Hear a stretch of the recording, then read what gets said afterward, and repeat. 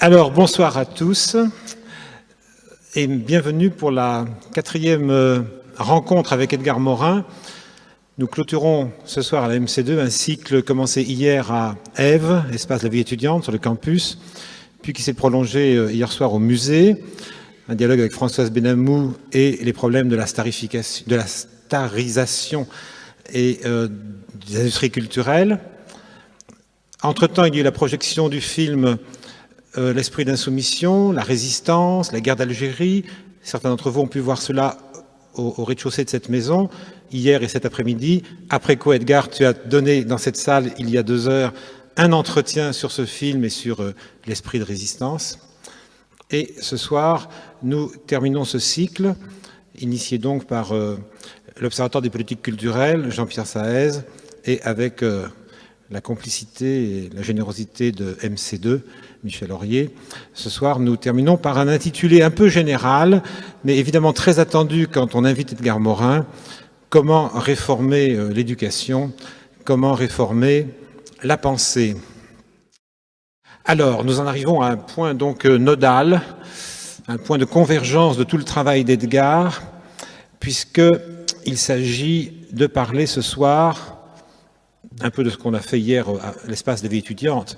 Il y aura des redites et du tuilage entre nos échanges pour ceux qui les suivent depuis hier midi. Nous revenons à la question de la réforme de la pensée, à la question de la méthode, à l'immense question de l'éducation, la transmission. Ces maîtres mots, éduquer, transmettre, réformer, sont évidemment partout répétés. Ils sont au cœur des inquiétudes contemporaines.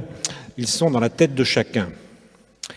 En quelque sorte, on demande des maîtres, et si j'en juge par le succès des apparitions d'Edgar ici ou là, et à Grenoble ce soir, eh bien, on vérifie en effet cette recherche, cette demande, parfois désespérante, de maîtres qui nous parlent.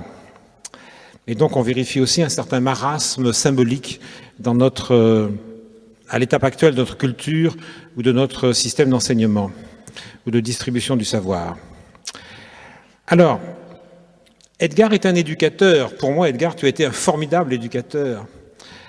Et je crois que tu es éducateur parce que tu chemines avec ton lecteur et tu chemines toi-même, tu avances sur un terrain que tu ouvres en y cheminant. C'est-à-dire qu'on ne peut pas te lire, je crois, sans la forte incitation à marcher, à ouvrir, à croiser, et souvent sur le mode du récit. Je crois que tu es un philosophe à la première personne, et au fond tu es un conteur, même quand tu parles de la méthode et des cycles, des boucles, des épistémologies du XXe siècle, en physique, en biologie, en sociologie. Au fond, tu ne perds jamais de vue le chemin de Montaigne, le chemin de Pascal, le chemin de Descartes ou de Diderot, c'est-à-dire ces philosophes qui nous racontent leur chemin en même temps qu'ils nous donnent des contenus ou des résultats de savoir. Et donc, il y a dans ton œuvre et dans ta personne ce formidable appel au sujet de savoir que nous sommes nous-mêmes, au sujet curieux que nous pourrions devenir, cet appel à fortifier en chacun cette capacité critique de discernement, d'assimilation et de transmission. Alors, transmission, c'est souvent une idée un peu descendante ou verticale. On pense que le maître, évidemment, transcende son auditeur, son disciple, son élève. Et avec Edgar, je dirais, cette flèche verticale s'abaisse et devient plutôt l'horizontalité d'une philosophie dialogante. Et donc, il y a une fraternité du savoir autour d'Edgar, je crois, et nous le reconnaissons, nous l'éprouvons, nous le vérifions depuis que nous l'écoutons, notamment pendant ces 2 jours. Un philosophe dialogant, c'est-à-dire un philosophe qui casse, au fond, le schème autoritaire, toujours plus ou moins inscrit dans les techniques ou lieux d'enseignement. Ce schème autoritaire, c'est au pire le schème stalinien, que tu as bien connu, le film en parle évidemment, Et dans Autocritique, tu as merveilleusement décrit ce monde contre lequel tu t'es arc-bouté toute ta vie. Le schème stalinien, si on veut vraiment le résumer d'un mot, c'est au fond le schéma selon lequel il faut écraser l'adversaire.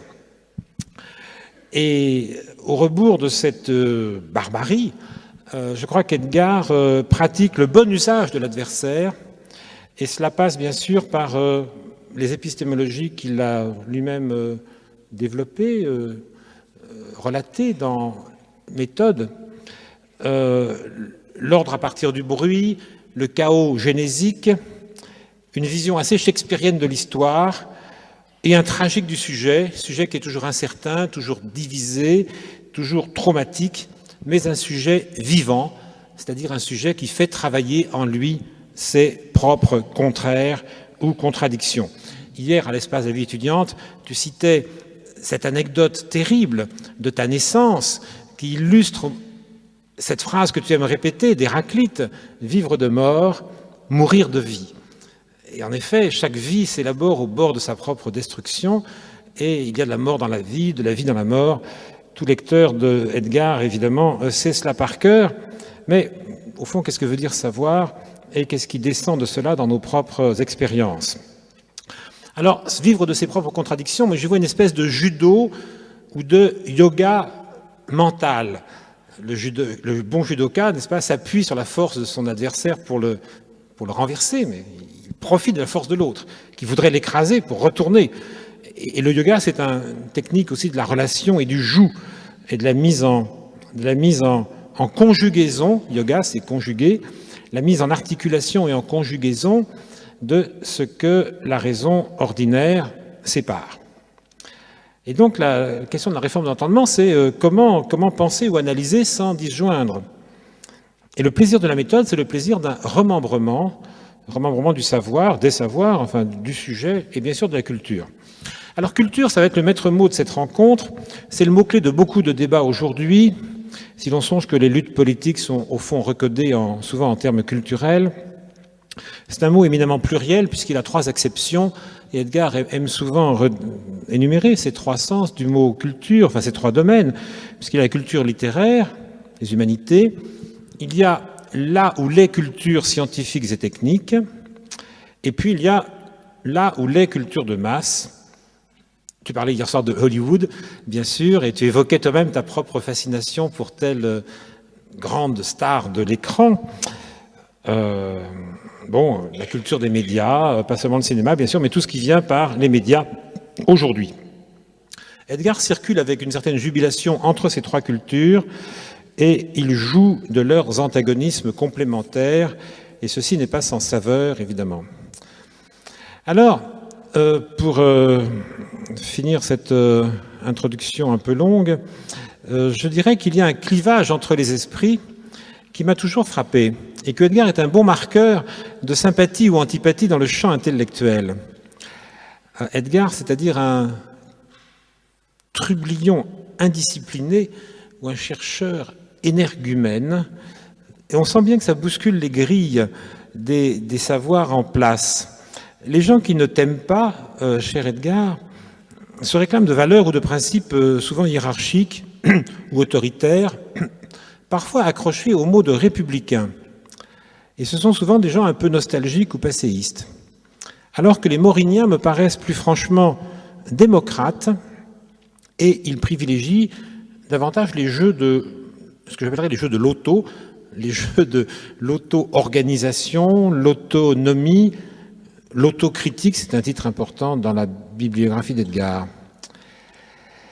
Alors tout ceci pour dire que ce n'est pas seulement d'école ou d'enseignement qu'il faudrait parler ce soir, mais que nous sommes dans l'œil du cyclone actuel avec l'école, la culture, le citoyen, les médias, le point de concentration de beaucoup d'interrogations et de ce que beaucoup appellent une crise.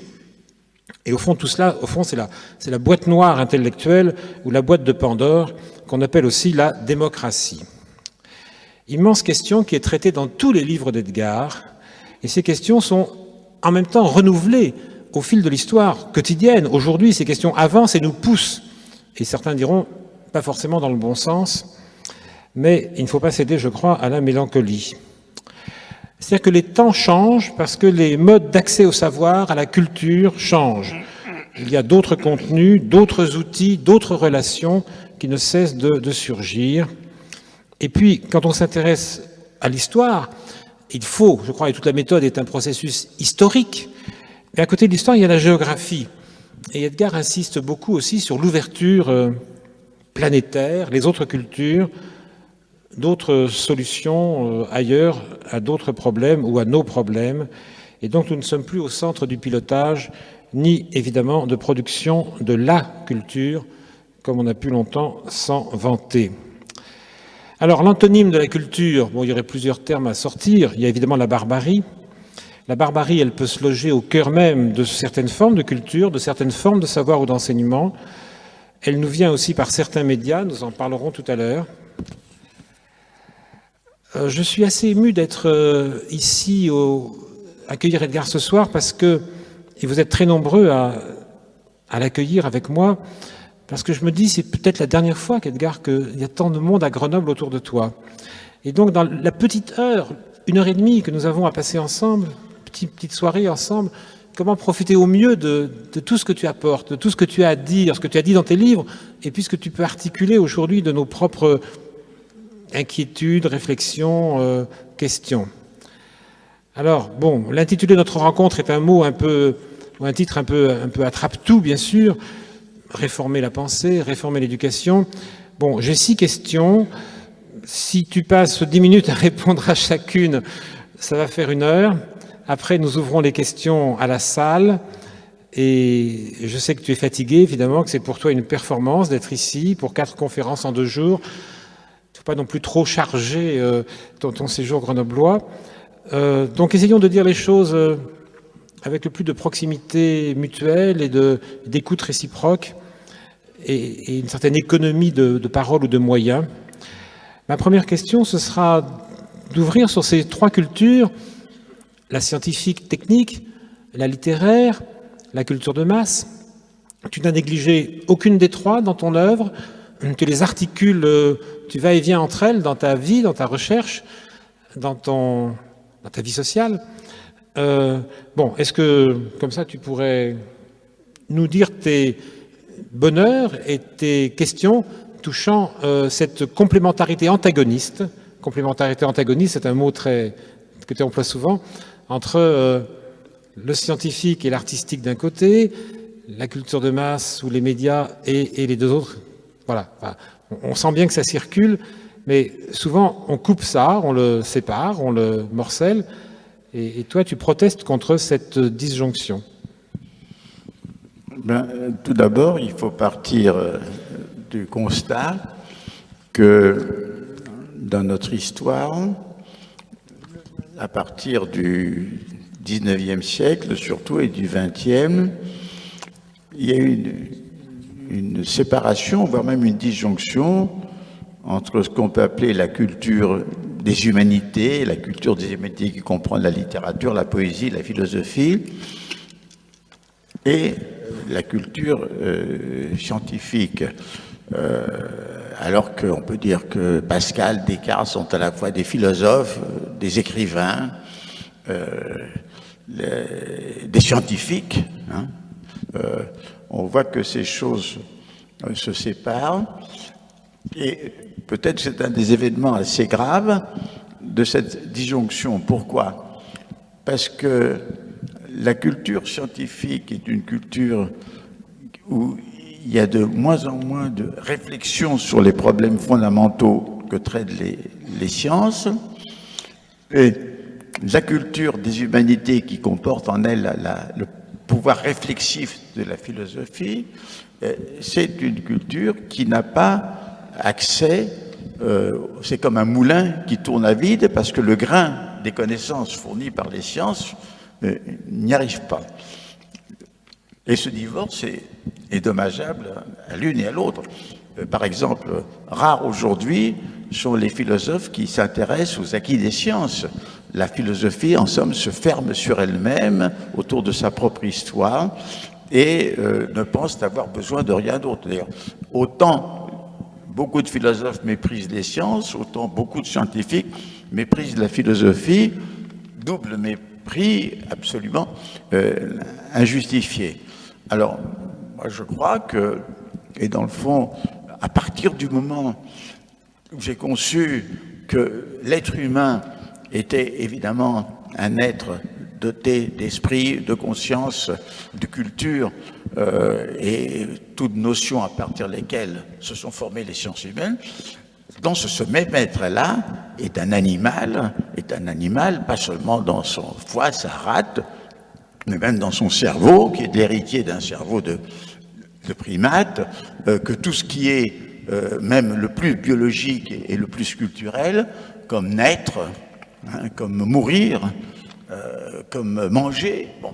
Et dans le fond, qu'on ne peut pas séparer la réalité biologique de l'humain de son autre réalité, alors qu'elle est coupée en deux. Hein, elle est absolument coupée. Alors, donc, pour moi, c'est tout à fait naturellement que ma curiosité, je dirais, anthropologique, pas dans le sens actuel du mot anthropologie, mais dans le sens ancien, 19e siècle, c'est-à-dire une réflexion sur toutes les connaissances qu'on peut avoir sur l'humain, s'est trouvé porté vers la science. Aussi bien dans mon livre « L'homme et la mort », je me base sur des données de la biologie de l'époque, autant par la suite, c'est la nouvelle biologie sur laquelle je puisse. Donc, et de fait, à partir du moment où on sait que, et ça c'est depuis la révolution biologique de Crick et Watson, on sait que tout être vivant est constitué de la même matière que celle qui existe en dehors de la vie. Alors, il est évident qu'on est aussi des êtres physiques, nous sommes des machines thermiques, nos atomes se constituaient d'une matière qui s'est faite dans des étoiles antérieures aux nôtres. Donc, d'une certaine façon, nous sommes un tissu, nous sommes faits, disons, d'une matière cosmique. Et même, je dirais, nous avons en nous les particules qui sont faites dans les premiers moments du cosmos. Alors, comment peut-on penser l'humain si on ne rejoint pas les deux cultures? C'est ça le problème. Et j'ai essayé de me cultiver dans un sens comme dans l'autre. Bon, ça c'est un point. La troisième culture, il faut voir peut-être sous deux angles de vue. Bon, le premier angle de vue, je dirais que c'est celui de mon enfance. Moi, on ne m'a pas enseigné la culture. Je ne suis pas un héritier dans le sens bourdievin du terme. Je suis quelqu'un qui a d'abord adoré la chansonnette, qui a adoré la musique de Ketelbé sur un marché persan, qui a adoré les romans d'aventure, les romans populaires, et qui a adoré les films, n'importe lesquels. Et je me suis autodidactisé, si j'ose dire, c'est-à-dire que, à un moment donné, j'ai découvert la symphonie pastorale de Beethoven, et puis la musique.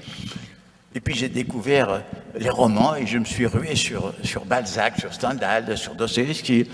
Et puis le cinéma, de cinéphage, je suis devenu cinéphile en élisant les films qui me plaisaient et qui, dans le fond, devenaient être reconnus comme des chefs-d'œuvre de cinéma.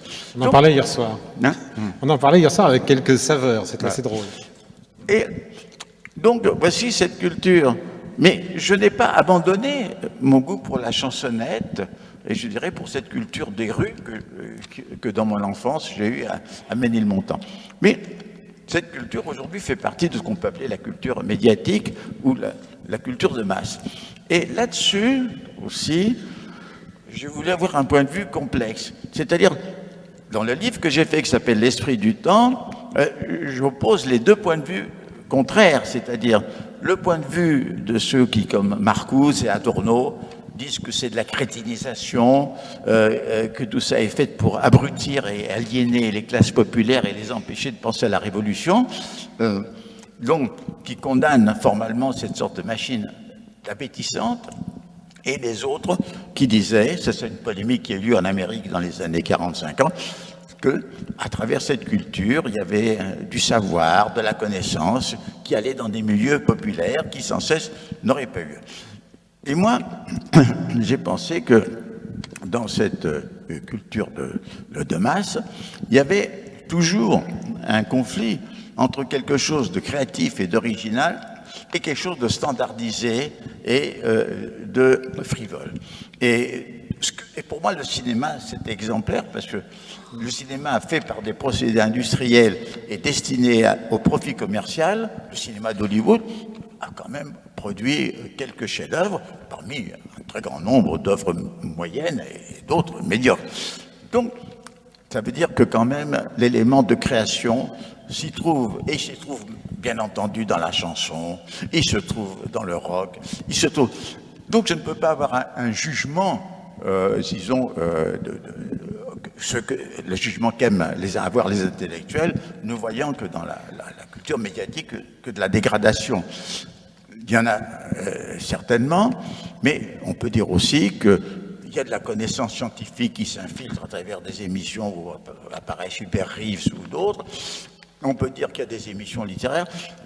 On peut dire que dans cette culture médiatique, il y a un peu de tout, et que peut-être les deux choses que je trouve graves, la première, c'est que actuellement, bien que il y a une multiplication de télévisions secondaires et périphériques, il est impossible désormais de pouvoir avoir un débat, une discussion sérieuse à la télévision, parce que les meneurs de jeu, dès que quelqu'un essaye de faire une démonstration, lui coupe la parole, donne la parole. Ce qu'ils veulent, c'est du show, ils veulent du spectacle. Ça, c'est une chose, c'est-à-dire qu'effectivement, j'ai connu une époque où on pouvait parler pendant une demi-heure, pendant une heure, dans une émission, même si elle passait à 11h du soir, au minute. Bon. Et la deuxième chose, c'est, moi, je ne suis pas contre le fait que quand les gens rentrent fatigués, épuisés après une journée de travail abrutissant, ils cherchent à se divertir avec des jeux, avec des films, etc. De toute façon, la culture de masse, la culture, est une culture qui tend à la diversification, mais qui a tout un aspect, effectivement, d'homogénéisation et de dégradation. Mais je ne peux pas avoir un jugement global. Voici donc pour les trois cultures, et moi je participe aux trois cultures. On sent bien qu'avec la sagesse, il y va d'un sujet autonome, et puis l'information, à l'inverse sans doute, incarne un principe de déliaison, de mise en miettes. Et donc, nous sommes face à cet éparpillement des news, des données, des informations, chaque jour, chaque matin, la radio, la télé, nos propres rencontres, nos propres façons de naviguer sur Internet. Tout cela produit énormément de données, d'informations. Et puis, comment métaboliser tout cela en un savoir, et puis ce savoir, peut-être éventuellement, comment le remétaboliser en une sagesse. Bref, que veut dire être savant? Et je crois que toute ton œuvre est affrontée à cette question. Mais alors, à trop poser cette question, et même le titre de ce soir pourrait nous faire, je pense, manquer autre chose, à trop poser la question de l'accès au savoir, la question de l'organisation, des liaisons du savoir, on oublie peut-être que la connaissance n'est pas le tout de notre vie, et qu'il y a le désir, qu'il y a la curiosité, qu'il y a le divertissement, qu'il y a l'ouverture aux autres, l'amour, et puis la force de l'âme en général. Et donc, tout cela contribue évidemment à ce que on va appeler sagesse, et contribue, ce sont des ingrédients de la méthode. Mais je ne voudrais pas qu'on voit en toi un épistémologue pur et dur, et quelqu'un qui nous proposerait un catalogue de savoir presque, enfin un programme béton, comme ça il faudrait lire les 6 volumes de la méthode, par exemple, pour accéder à une connaissance bien liée du monde des idées ou remembrer sa propre vie. Donc voilà, il y a ces 3 étages dans ce qu'on appelle le savoir, et puis il y a, baignant tout cela, autour de tout cela, il y a bien d'autres paramètres pour, disons, la vie heureuse. Alors, est-ce que... Bon, ma question flotte un peu, cher Edgar, mais bon, est-ce que tu pourrais reprendre sur, au fond, ces trois niveaux, sagesse, savoir, information, et puis, sans oublier, bien sûr, le désir, la curiosité, la relation. Oui, moi je pense que la formule d'Eliott est très juste. Ça veut dire que les informations, elles ont besoin d'être inscrites dans leur contexte. La première fois que l'on a parlé, par exemple, du Kosovo, très peu de gens savaient ce que c'était que le Kosovo. Donc l'information ne sert à rien, mais une fois qu'on connaît un petit peu l'histoire de la Yougoslavie, de la Serbie, de l'Empire ottoman, des Balkans, les informations s'insèrent. Autrement dit, les informations ont besoin d'être organisées dans une connaissance. Mais attention, là-dedans, il y a un problème paradoxal. C'est-à-dire que si on organise trop bien l'information, l'organisation cognitive devient très rigide, et à ce moment-là, les informations qui lui déplaisent sont rejetées. Par exemple, les partis politiques, eux, ils ont une connaissance, enfin un système de connaissances tellement bien organisé qui sélectionne toutes les informations qui vont dans le sens de leur parti, qui rejette toutes les informations qui vont dans le sens contraire. Donc, la connaissance doit être organisée, mais elle ne doit pas être organisée de façon dogmatique, c'est-à-dire l'organisation doit être ouverte aux nouvelles informations qui peuvent venir détruire le système de connaissances. C'est la seule façon de s'ouvrir à la nouveauté. Alors, la connaissance, telle qu'on la conçoit, c'est quelque chose qui est devenu étrangère à nos vies. C'est-à-dire que, à la différence, disons, de ce qu'on pouvait considérer comme la connaissance philosophique dans l'Antiquité, c'est-à-dire qui sert à nourrir sa conduite de vie, qui sert à vivre, qu'on incorpore dans son existence, nous avons nos connaissances scientifiques que nous n'incorporons pas. Et ce type de connaissances, entre guillemets, objectives, qui est tout à fait séparé de ce qu'on peut appeler l'art de vivre, puisque le mot sagesse est un mot très difficile, n'est-ce pas? Mais enfin, moi je l'emploie, enfin je le traduis dans le sens comme ça. Que faisons-nous de que fait-on de nos savoirs dans notre vie? Et j'avoue que si je prends par exemple, moi, ce que j'ai puisé quand j'étais adolescent dans les romans, dans l'Anatole France, dans Dostoïevski, ce sont des choses qui m'ont marqué, ce sont des idées, des sentiments qui m'ont orienté dans la vie. Et ce qu'on peut appeler un maître ou un gourou, c'est quelqu'un dont les idées vous aident à transformer votre propre vie ou à l'illuminer. Et c'est ce genre de connaissances liées à la vie qui est très important. Alors, les savoirs, bien sûr, mais la question c'est comment va-t-on les relier à nos expériences vécues? Est-ce que ça va être des savoirs purement pratiques pour nos techniques, pour notre métier, pour notre profession, ou pour faire des conversations? Et c'est ça, alors où se pose le problème du savoir. Mais il est évident que, à mon avis, à mon sens, le problème du savoir n'est pas de nous transformer en savants, c'est-à-dire des gens enfermés dans le savoir.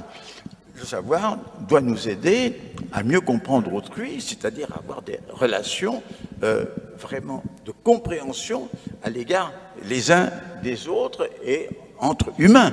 Là aussi, pour moi, je veux dire que c'était, je crois que c'était Durkheim qui disait si ça servait à rien pour la société, je ne passerais pas une minute à m'occuper de sociologie. Bon.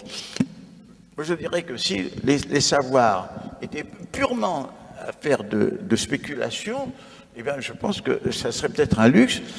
Et c'est pas ça qui est important, c'est comment établir toujours une relation entre les informations, la connaissance, le savoir et la vie. Et par relation, tu veux dire, alors c'est pas dans les 6 questions, mais je rebondis, tu veux dire la relation à une personne, c'est-à-dire que tu viens de poser la question, au fond, il y a des maîtres, il y a des gens qui incarnent le savoir, ou qui proposent une vision incarnée du savoir. Et c'est vrai que c'est vers eux que nous allons. Nous allons vers des gens qui proposent un savoir sur le mode de l'incarnation. Et là, tu dis une chose très importante, je trouve, expliquant ton propre rôle d'ailleurs, parce que au fond, on acquiert un savoir pour faire plaisir à un maître ou pour s'incorporer un peu de sa propre image qu'on s'est faite comme ça, idéalement, en écoutant ses propos, en lisant ses livres. Alors, c'est cette dimension d'incarnation peut-être qui est en effet un des paramètres cachés de la relation pédagogique ou de la relation d'apprentissage. On apprend pour suivre quelqu'un, au sens fort du mot suivre. C'est-à-dire que, évidemment, il peut se créer un rapport privilégié dans les deux sens, entre le maître et celui à qui il enseigne. Il faut que c'est un rapport dans les deux sens. Platon disait que pour enseigner, il faut de l'éros. Il ne voulait pas dire de la pédophilie, il voulait dire il faut aimer. il faut aimer autrui, il faut aimer ce qu'on enseigne. Et quand on n'aime pas ce qu'on enseigne, on n'aime pas les enseigner, on n'est pas un enseignant. Et de même, c'est très beau d'avoir un maître. Moi, je n'ai pas eu de maître, mais j'aurais beaucoup aimé avoir eu des maîtres, c'est-à-dire quelqu'un que j'admire et qui soit pour moi un exemple. Mais il serait pour moi un exemple, non pas seulement dans la ligne des idées qu'il m'apprend, mais l'exemple de son propre être, de sa propre vie. Et je pense que heureux celui qui rencontre le maître dont il a besoin. Alors, on a parlé tout à l'heure, à la fin du débat précédent, dans cet auditorium, de la barbarie. Et je tiens à y revenir parce que, bien sûr, on n'a pas épuisé un sujet redoutable, et parce que la barbarie, c'est quand même l'antonyme, l'antagoniste de toute culture, de tout savoir, de toute éducation et de toute réflexion. Il y avait un beau slogan qui a donné le nom d'une revue et d'un mouvement, « Socialisme ou barbarie ». Et évidemment, il s'est révélé chemin faisant, ou avant déjà, qu'une partie de la barbarie était logée dans le socialisme. Et donc le film qui a été montré ici, Jean-Pierre Saez posant les questions, et les personnes qu'on voit dans ce film savent bien à quel point la barbarie peut revenir par les moyens mêmes par lesquels on prétend lutter contre la barbarie. Alors, j'ai mis aussi cette rencontre et ce qu'on a à dire ce soir sous l'archimot de démocratie. Et on peut dire qu'au cœur de la démocratie, il y a les formes du marché, l'extension de la marchandise, et que l'une ne va pas sans l'autre, et qu'avec l'extension de la marchandise, c'est-à-dire de la forme calculable de l'échange, alors avec la montée du calcul, la montée de la relation marchande, la montée aussi bien sûr de tout cet appareil de production, la technoscience, il y a peut-être une forme potentielle de barbarie dans l'extension du monde du calcul, et tu en parlais tout à l'heure ici. Mais il y a aussi ce fait que la marchandise séduit formidablement nos désirs, et même nos enfants, hein, qui sont comme des proies faciles pour le monde de la marchandise, et cela ridiculise d'autres modèles qui sont plus rébarbatifs, du côté de l'école, du côté de la famille, du côté de l'État, du côté de hautes formes symboliques par lesquelles nous prétendons éduquer et transmettre. Alors, moi j'aimerais que tu reviennes ou développer, entendre un peu de ta bouche ce soir, cette barbarie qui vient à bas bruit. Bon, c'est plus la grande barbarie sanglante du stalinisme, du nazisme, et néanmoins il y a une barbarie rampante au cœur de notre civilisation.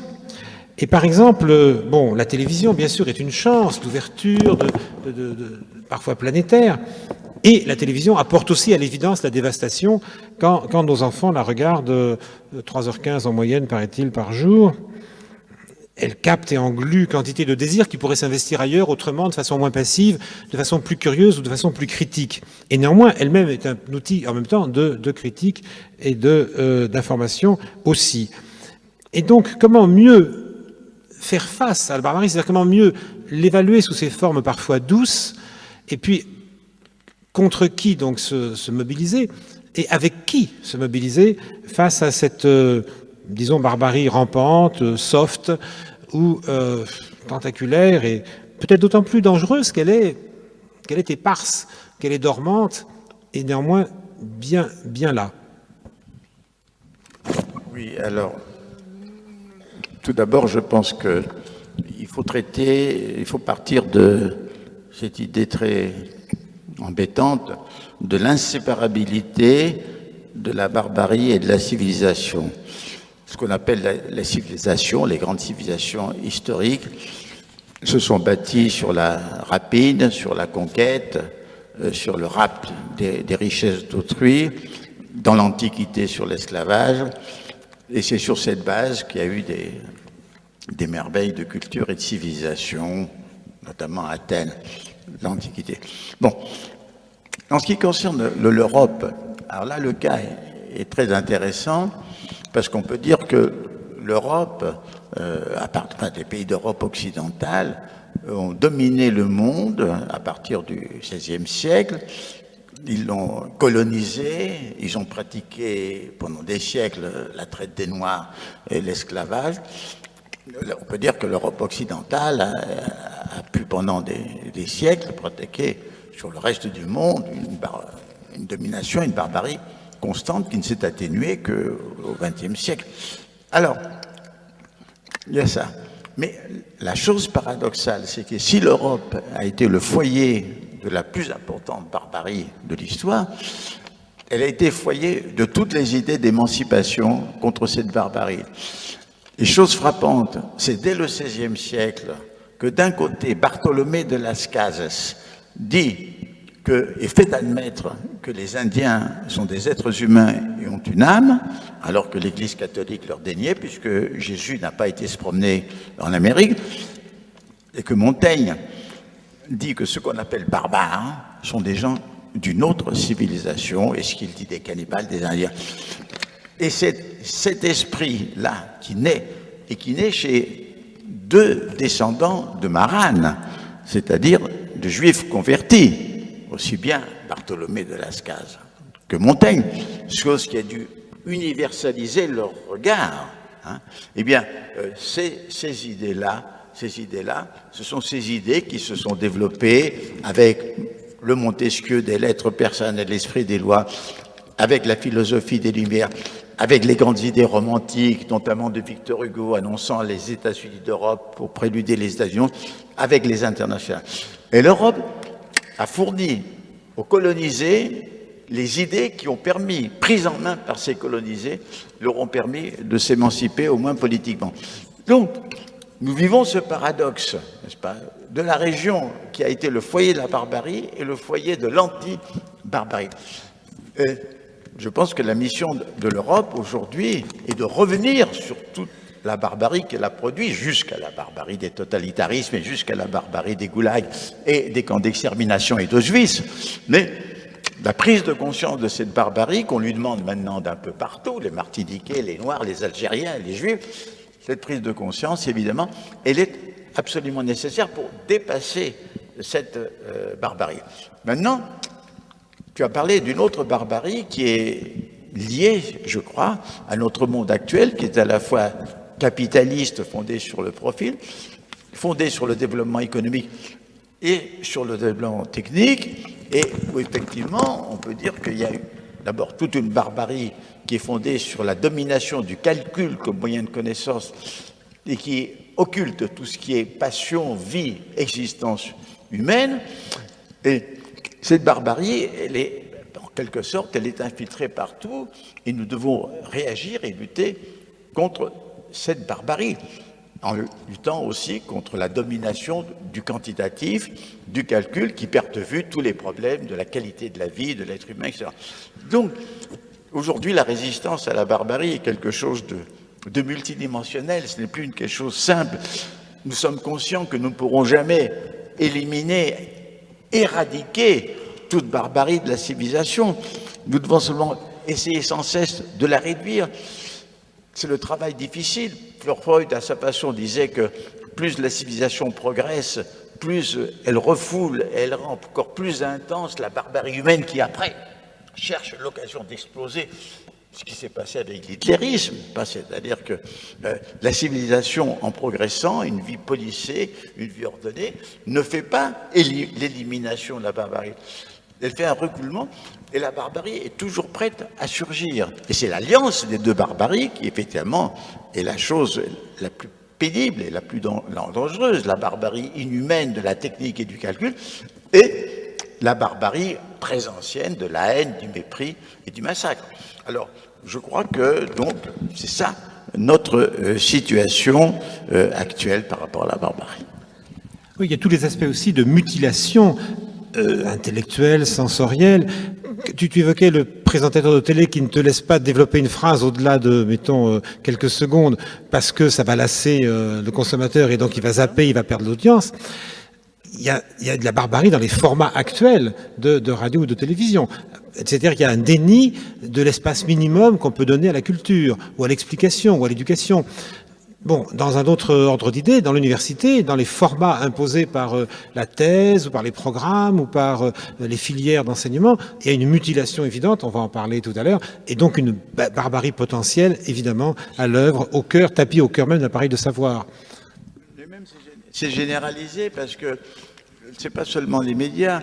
Moi, je vois, en ce qui concerne le livre, les maisons d'édition elles-mêmes, elles laissent de moins en moins à l'auteur le soin de faire ses corrections d'auteur. Alors qu'une fois que les choses sont imprimées sur épreuve, tout auteur a besoin de parachever son travail. Si Proust n'avait pas pu corriger les épreuves du temps perdu, son œuvre aurait été considérablement mutile. Et puis, les services de presse essayent de lancer des ouvrages présumés devoir être des best-sellers et sacrifient les autres. Les livres arrivent chez les libraires dans des paquets. Si au bout de 15 jours, 3 semaines, il n'y a pas la moindre critique, les libraires n'ouvrent même pas les paquets et les renvoient à l'éditeur, combien de livres sont mort-nés?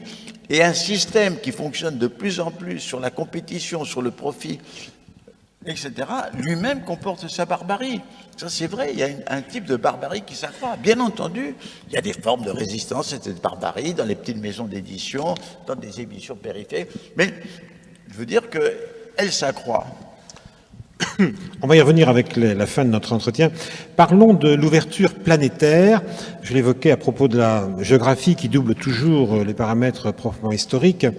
Alors, touchant cette ouverture, Edgar, tu as des phrases très fortes. Tu consacres d'ailleurs plusieurs livres à cette question. Tu as cette phrase touchant le nouvel âge de fer planétaire. Le nouvel âge de fer planétaire. Alors j'aimerais bien que tu nous dises quels sont pour toi les dangers parfois oppressants, en tout cas très présents, et en même temps incertains, qui nous enserrent, enfin qui nous enferment, qu'il faudra affronter sans doute rapidement. Et puis, il y a toujours au titre de l'ouverture planétaire, néanmoins, ton propre vécu de ces échanges que tu peux conduire avec une certaine euphorie. Quand tu vas en Amérique latine, au Mexique, il y a une ville dans laquelle une université porte ton nom, et tu viens de nous raconter qu'il y avait même ta statue de pierre plus haute que toi dans cette université. Donc, après tout, tu dois être très content de voir que en Amérique latine, ça marche bien, enfin que ce sont des territoires alternatifs où tu peux t'étendre. Bref, il y a, touchant l'ouverture planétaire, donc des démons, des dangers, beaucoup d'incertitudes, bien sûr des chances, quelques promesses. Alors, comment doses-tu tout cela dans ton propre cadrage actuel de ce qu'on appelle, avec des mots bien sûr un peu creux, un peu hâtifs, la globalisation, la planétarisation des échanges? On peut dire que j'ai toujours pensé que la mondialisation était un phénomène pluriel et qui comporte en lui-même ses contradictions. La mondialisation se développe dès le XVIe siècle par la domination, d'une façon extrêmement cruelle, mais déjà surgissent ces antagonistes. J'ai parlé de Montaigne, de Barthélemy Lacan, mais même dans ces pays-là, il va y avoir une décolonisation. Bon.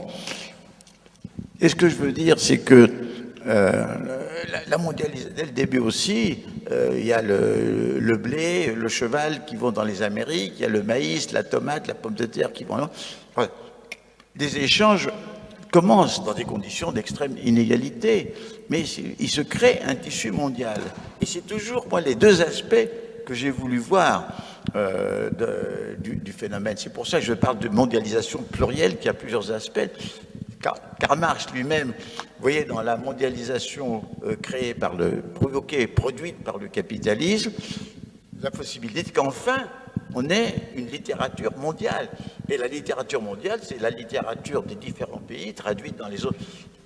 Aujourd'hui, nous pouvons accéder aux romans russes, aux romans japonais, aux romans serbes. Enfin, c'est-à-dire que nous sommes, et même du point de vue musique, du point de vue art, cuisine. Alors donc tout ça, et même je dirais que cette mondialisation, cette connaissance des uns des autres, il y a des processus de métissage qui sont extrêmement riches. Les métissages, c'est pas seulement de l'homogénéisation, c'est la création du nouveau, comme on voit que la civilisation brésilienne, à partir de son métissage, a créé quelque chose de nouveau, une vie nouvelle, une culture nouvelle. Alors donc, c'est tout. On peut dire, enfin Marx disait, l'histoire a progressé par le mauvais côté. On peut dire que la mondialisation a progressé principalement par son mauvais côté. Mais on peut dire aussi qu'à partir du moment où le marché devient mondial avec l'effondrement des économies soviétiques et autres, c'est-à-dire le capitalisme devient mondial, À partir de ce moment-là, où effectivement il y a une économie mondiale sans régulation, dont on ne sait pas ce qu'elle va produire, mais qui produit des dommages, peut-être plus que des avantages, on ne sait pas encore. Mais en même temps que ce processus, on voit que l'implosion de l'Union soviétique a coïncidé avec une poussée de démocratisation en Amérique latine, où toutes les dictatures se sont effondrées et où la plupart des mouvements de guérilla se sont ralliés à la démocratie. Il y a eu en Afrique la même chose avec des phénomènes bien sûr régressifs. Et je dirais même qu'au nœud même de la question, la mondialisation économique, jointe à la mondialisation technique qui nous donne Internet, le fax, le mobile, enfin, de la communication. Jamais dans le passé, aucun pays n'avait un système de communication aussi riche, aussi immédiat. Tout ceci crée un territoire pour créer, pour de sorte les bases d'une société d'un type nouveau qui serait une société monde. Mais le paradoxe, c'est que cette technique et cette économie qui ont créé les infrastructures d'une société monde rendent impossible cette société de s'édifier. Parce que pour qu'une société s'édifie, il faut qu'il y ait une autorité légitimée. Les Nations Unies ne sont pas cette autorité. Il faut qu'elle ait un droit. Nous n'avons pas un droit. Il faut qu'il y ait une conscience commune d'identité, ce que moi j'appelais la conscience de terre-patrie, et pour laquelle j'ai vraiment essayé de faire des efforts. On n'y est pas encore. Donc, le problème pour moi, c'est qu'on peut arriver à une société monde qui ne va pas de l'immédiat résoudre tous les problèmes, mais peut-être qui va empêcher, que les cataclysmes qui sont en cours avec ce développement techno-économique, le fait que ce déferlement de barbarie, puisse effectivement s'effectuer. L'âge de fer planétaire, qu'entends-tu exactement par l'âge de fer planétaire? Parce que je pense que la planète a commencé son processus d'interconnexion entre les peuples, les nations et les cultures. Nous sommes arrivés, en effet, à l'ère planétaire. Mais cette ère de fer est un âge de fer parce qu'il s'est accompli par la force, par la domination, et aujourd'hui, il s'accomplit par des moyens d'une barbarie ou d'une brutalité terrible. Donc, nous sommes encore dans l'âge de fer. Et j'ai écrit aussi que l'âge de fer planétaire, c'est aussi en même temps la préhistoire de l'esprit humain. Nous sommes dans la préhistoire de l'esprit humain. L'esprit humain n'a pas encore développé toutes ses potentialités. C'est Einstein qui disait d'une façon peut-être un peu trop quantitative que simplement 10% de l'esprit était utilisé, peu importe le chiffre. Nous avons d'énormes possibilités cérébrales qui sont inexploitées et je crois que tout ceci est lié. Et c'est pourquoi je suis persuadé que si l'on veut avancer, c'est-à-dire pour sortir de cet âge de fer, il faut faire une réforme de l'esprit, une réforme de la connaissance, une réforme de la pensée, et que ceci, évidemment, implique une réforme de l'éducation. Nous y venons. Alors, encore une question, cher Edgar, ou deux, mais bon, puis après nous ouvrons au public. Alors, le verbe transmettre, aujourd'hui, est un de ces mots récurrents. On ne compte plus les livres, les colloques, les débats, les émissions culturelles consacrées à cette opération obscure de la transmission. Et toi, je sais que tu insisteras toujours sur le fait que cette relation de transmission est une relation d'incertitude. Alors, j'aimerais bien que tu dises brièvement peut-être, mais pointer justement ce qu'il y a de hasardeux et aussi de chanceux, mais en tout cas d'aléatoire dans toute transmission. Par définition, n'est-ce pas, on ne peut pas s'assurer qu'un message atterrissant dans la tête d'un autre va garder le sens que je lui donne. Chacun va faire le sens dans sa propre sphère domestique, culturelle, psychique, etc. Et donc, la transmission est une distorsion, la traduction est une trahison. Et néanmoins, il faut s'efforcer de de transmettre le mieux possible. Et alors, toi-même, tu as des stratégies de transmission dont tu éprouves, dont tu vérifies les limites, les chances, les aléas. Est-ce que tu pourrais brièvement apporter ta contribution à cette immense réflexion en cours sur le verbe transmettre?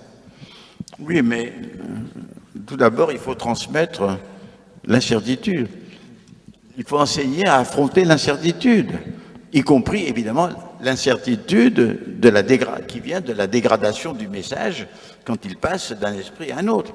Mais je pense qu'il faut fondamentalement, parce que tout notre enseignement enseigne des certitudes.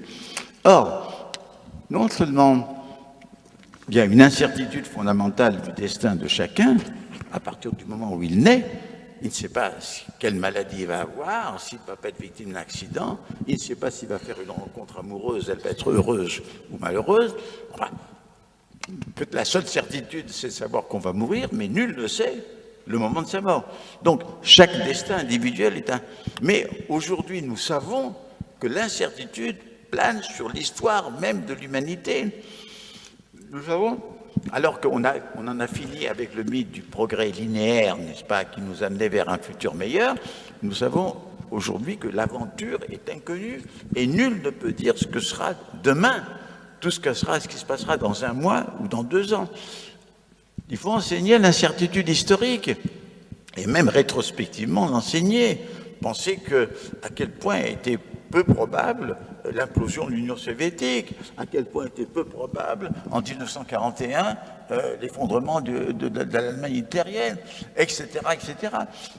Et puis, il faut enseigner comment les sciences savent traiter l'incertitude. L'incertitude a jailli avec le 2e principe de la thermodynamique au XIXe siècle. Elle a jailli dans la microphysique avec les relations appelées d'incertitude de Heisenberg. Elle est dans le cosmos où nous ne savons pas où il va. Certains aujourd'hui pensent que l'énergie noire qui a été détectée le conduit vers sa dispersion et vers sa mort. Tout ça n'est pas certain. Donc, nous sommes dans un univers d'incertitude et une des missions de l'éducation, c'est d'enseigner à naviguer dans l'océan d'incertitude en sachant faire les escales dans les îles et les archipels de certitude. Et ça, c'est un point fondamental, je crois, pour la réforme de pensée et la réforme de l'éducation. Si je peux continuer si, mais tout à fait, tu peux continuer assurément. Mais justement, ce sera le dernier point, puis ensuite, nous passerons le micro à nos auditeurs. Bon, tu parles donc beaucoup de réformer l'institution, de réformer les esprits. Alors, on ne réformera pas les esprits sans doute réformer l'institution. Et donc, ça pose un problème, moi, que je dirais médiologique, au sens qu'est le nôtre avec Régis Debray. C'est-à-dire, c'est très bien de développer, en effet, beaucoup de très belles idées sur ce que devrait être le savoir, la culture, un parcours de connaissances, une liaison entre les connaissances. Mais qui va s'emparer concrètement de cela? Par quel relais ça va-t-il passer?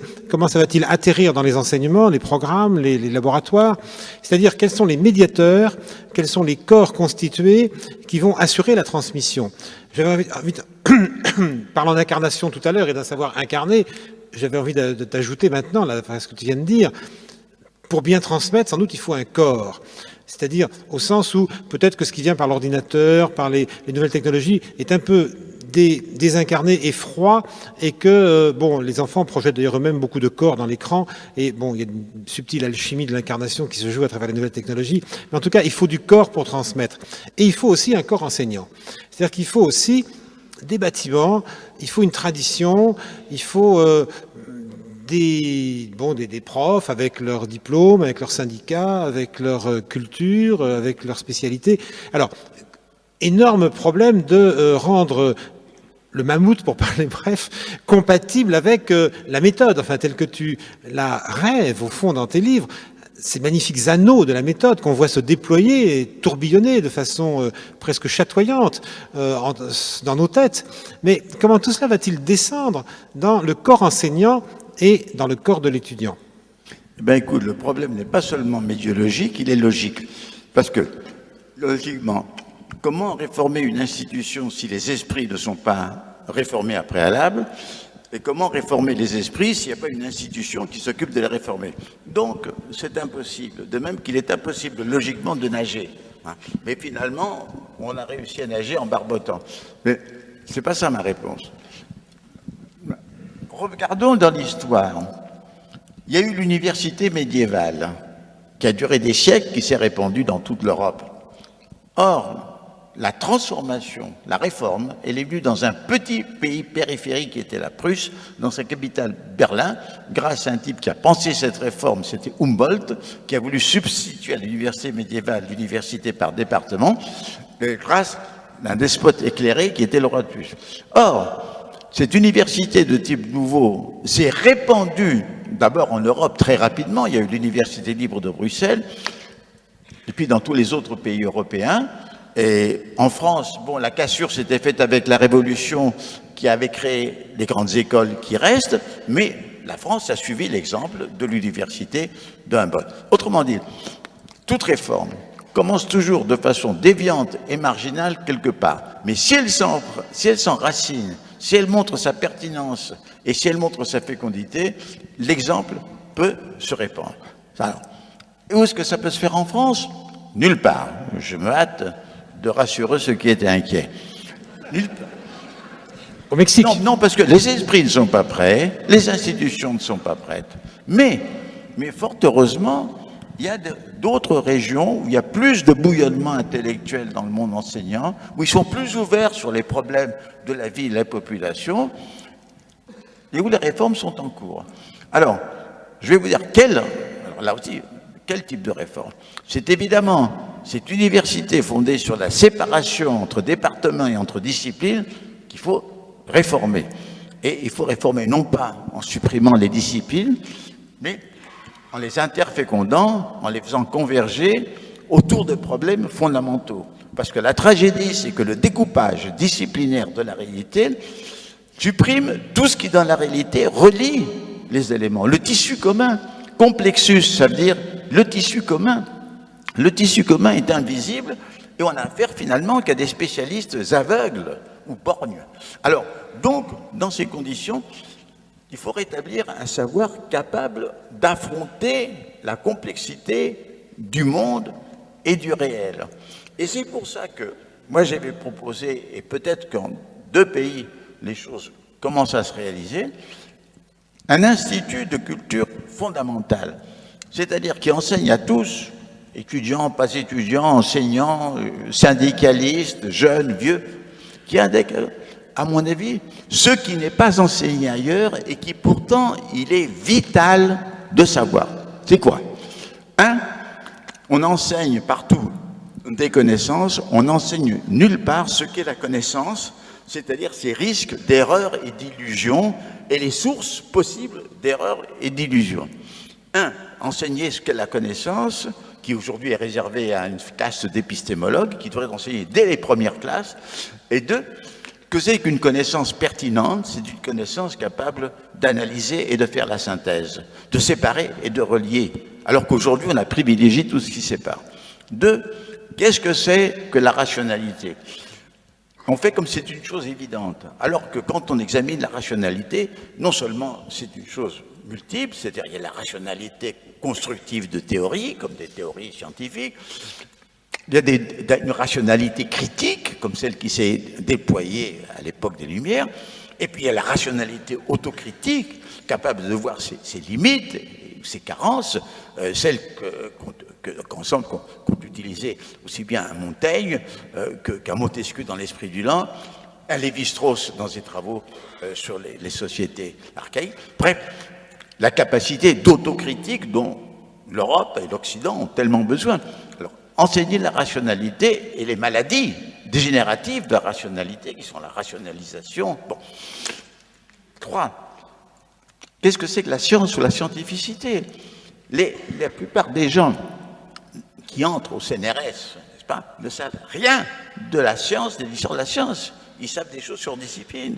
Mais alors qu'il existe au moins une littérature, depuis Bachelard, depuis Popper, Lakatos, Feyerabend, Holton et tant d'autres, qui essayent de réfléchir. Alors, qu'est-ce que c'est que la science, la scientificité et la non-scientificité? Enfin, qu'est-ce que c'est que la complexité, qui, à mon avis, est un problème fondamental? Une fois que vous avez ces 4 éléments fondamentaux, mais après, il n'y a que des choses qui nécessitent la collaboration des savoirs actuellement dispersés. Qu'est-ce que la condition ou l'identité humaine? Alors là, pour l'identité et la condition humaine, je le disais au début, il faut puiser dans la biologie, il faut puiser dans la physique, il faut puiser dans la cosmologie, il faut puiser dans la littérature, il faut puiser dans la... Autrement dit, il faut enseigner aux humains ce que c'est qu'être humain. Connaissance qui manque fondamentalement. 2.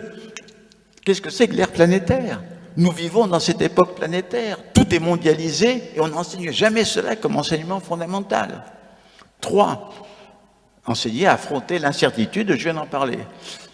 4. Enseigner la compréhension humaine. Comment peut-on espérer le moindre progrès s'il n'y a pas un minimum de compréhension, pas seulement entre gens de religion ou de cultures différentes, mais à l'intérieur d'une même famille, entre frères et sœurs, entre parents, entre collègues de bureau, entre enseignants d'une même université. Bref, la compréhension, c'est ce qui manque le plus. Et là aussi, il faut étudier ce qu'est l'incompréhension et ce que devrait être la compréhension. Bon. Voilà un certain nombre d'enseignements, et plus, je dirais, l'enseignement du temps. C'est-à-dire, ce n'est pas seulement la dimension de l'histoire humaine, qui est très très importante et intéressante, mais qu'il y a aussi cette histoire qui fait suite à une histoire qui est l'histoire de l'évolution biologique, elle-même qui naît dans une évolution cosmique. Nous introduire dans le monde, dans le temps, dans l'espace. Alors, donc, et puis ensuite, je parlerai de l'éthique, non pas des vagues leçons de morale, mais qui indiquent un peu que signifie la relation éthique, la reliance éthique avec autres. Donc, si vous voulez, si j'introduis ces enseignements de culture, j'introduis par là un mode de connaissance qui sait réunir et intégrer tous les savoirs dispersés qui actuellement ne servent à rien ou sinon se combattent les uns les autres. Une façon opérationnelle d'opérer la réforme. Mais j'ajoute, ça c'est l'immédiat, mais cette réforme de penser, la compréhension, la connaissance, l'ère planétaire, ça doit être enseigné dès les petites classes, dès l'école primaire. Ce n'est pas des choses qu'il faut réserver aux adultes. Dès les classes primaires, et chaque fois ça doit s'approfondir et se complexifier. Et ça permet de changer la façon de penser, de voir, d'intégrer l'information, la connaissance et la sagesse, c'est-à-dire l'art de vivre. Mais cher Edgar, cet immense programme enthousiasmant que tu viens de brosser à grands traits, c'est quand même celui de la classe de philo. Moi, je suis philosophe par mon agrégation et j'enseigne 3 ans la philo en secondaire. Bon, il me semble qu'un bon prof de philo, il fait ça quand même. Et qu'on a de la chance en France, puisque, après tout, la philo est enseignée, non pas dès les petites classes, comme l'avait demandé Derrida, mais elle est enseignée quand même en terminale, ce qui n'est pas le cas de nos voisins européens, pas toujours. Et donc, on a quand même en France une colonne vertébrale de philo qui peut monter de la terminale jusqu'au 1er, 2e et 3e cycle des universités. Après tout, tes interlocuteurs, avec ce que tu viens de dire, sont les profs de philo. Quel est ton dialogue avec eux et qu'est-ce qui fait que, au fond, tu ne te reconnais pas mieux dans leur programme ou façon d'enseigner? Écoute, je remarque qu'il y a eu ce divorce dont j'ai parlé entre la philosophie et les sciences, et que beaucoup de philosophes sont enfermés dans le vase clos de la philosophie. Il y a une philosophie enfermée en elle-même qui continue à être féconde. Après Searle, Heidegger, Derrida. Mais je veux dire simplement qu'en gros, la philosophie en France et l'enseignement des philosophes est absolument clos et n'est pas ouvert sur l'univers. Parfois, certains philosophes s'intéressent à des peintres, à des écrivains, mais il n'est pas absolument ouvert sur le savoir scientifique. Et la condition humaine, si on parle de l'être humain, on en parle toujours en termes abstraits. Il faut parler de l'être humain dans ses enracinements biologiques et physiques et dans ses développements spirituels. Tout ça devrait être en principe la classe de philo. Et si société intégrée, eh bien à ce moment-là, ce serait dès les petites classes qu'il faudrait apprendre l'art de vivre, c'est-à-dire la philosophie. Les professeurs de philo, à mon avis, sauf quelques-uns, vivent enfermés dans le ghetto. Présent dans cette salle, évidemment. Oui. Et c'est pour ça que je ne sais pas, je ne me dis ni philosophe, ni sociologue, ni n'importe quoi, etc.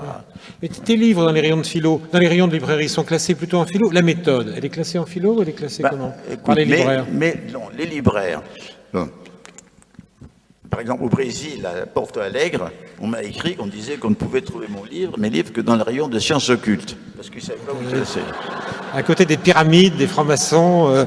Mais la plupart du temps, on met en sociologie, parce que j'ai l'étiquette de sociologue. Mais là aussi, je trouve que c'est complètement crétin, parce que c'est vrai que au CNRS, j'étais dans la section de sociologie, mais c'est vrai que mes travaux ont débordé la sociologie, et même la sociologie est toujours une dimension de mon travail, mais la dimension historique a toujours été importante, la réflexion philosophique a toujours été importante, la dimension psychologique a été importante.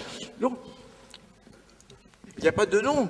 Parce que si je dis anthropologue, ben c'est un nom qui, aujourd'hui, n'a qu'un sens très limité, n'est-ce pas, les études des sociétés archaïques. Alors, donc, mes livres, on les trouve en sociologie, alors que la méthode n'est pas un ouvrage de sociologie.